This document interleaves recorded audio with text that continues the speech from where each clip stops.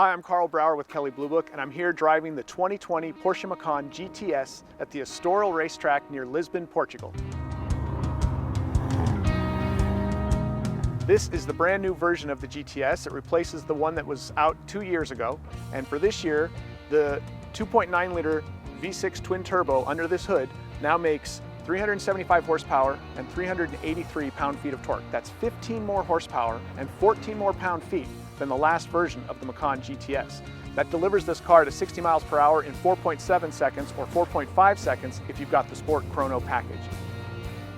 It's a good example of how Porsche is packaging GTS and the performance that it represents along with a lot of exterior features and suspension features to keep the performance theme alive.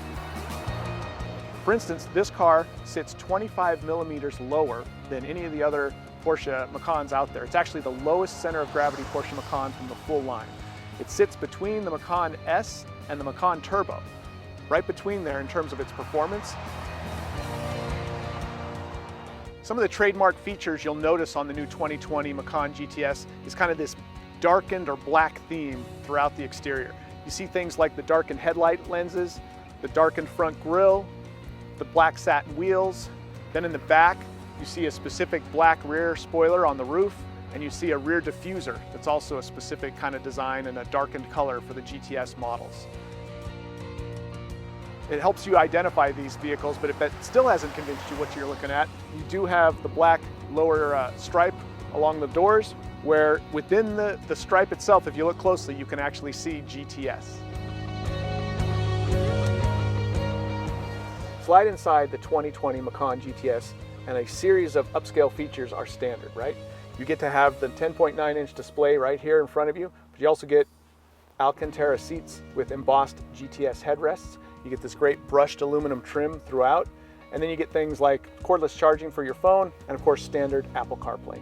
It's really a good collection to keep the upscale performance theme going, established by both the hardware that's in this vehicle as well as the dynamics when you're out driving it.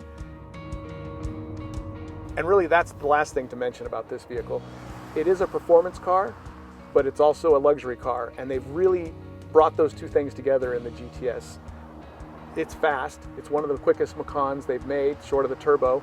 The GTS has better performance than the Macan S, and it's got incredibly good driving dynamics. It's tuned to handle well, and again, with the 25 millimeter lower ride height, it's actually the lowest center of gravity one they offer, which means it's got some of the best handling and most confidence around corners. Steering feel, all the things you expect from a Porsche, they're here with these GTS models.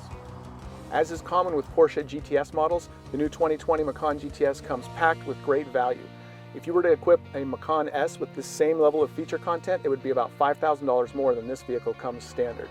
And of course, the Macan S will not have this kind of horsepower, or will not have the 25 millimeter lowered ride height for better dynamic performance.